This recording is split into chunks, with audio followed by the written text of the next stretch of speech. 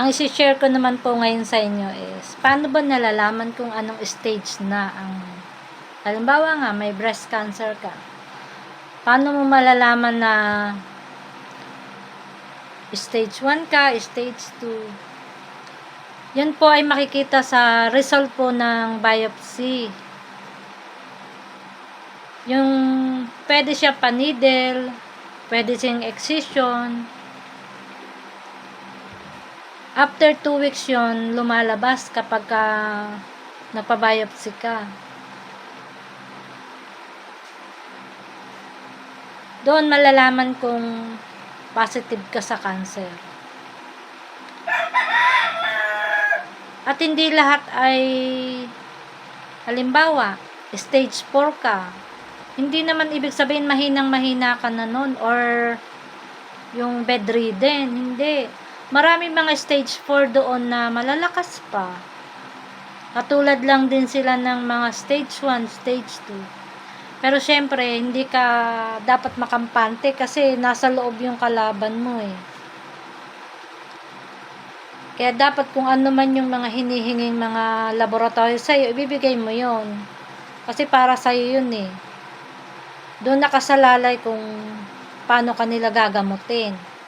Kasama niyan yung result ng CT scan at saka ng bone scan.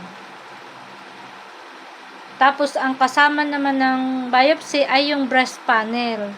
Pag pinagsama-sama nila yan, doon nila malalaman kung anong gamot ang gagamitin sa'yo. Kasi kung ang result ng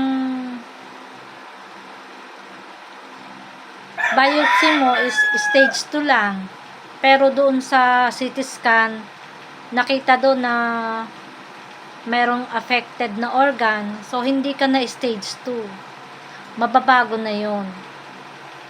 Lalo na kung nasa bone na siya. So, ibang gamot ang gagamitin mo. Kaya mahalaga na makapagpa-laboratory ka. Kasi kapag hindi ka nakapag-comply sa hinihingi ng doktor, hindi ka masisimulan.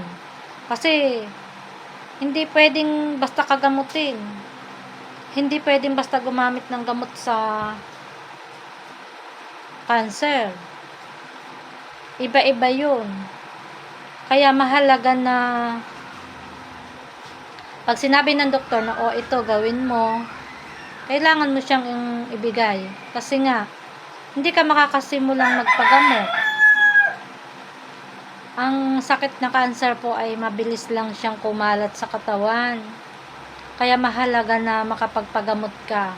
Huwag kang maging in denial. Kasi pag sinabi sa'yo na eto na, meron na nga, tapos sasabihin mo, ay wala lang yan.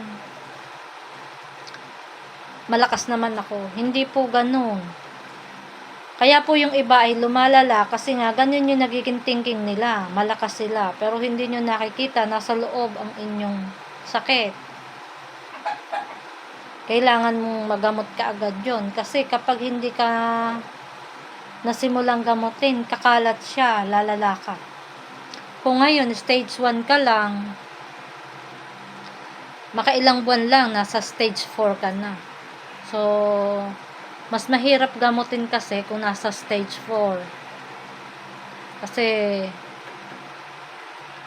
mas mahaba yung process ng chemo.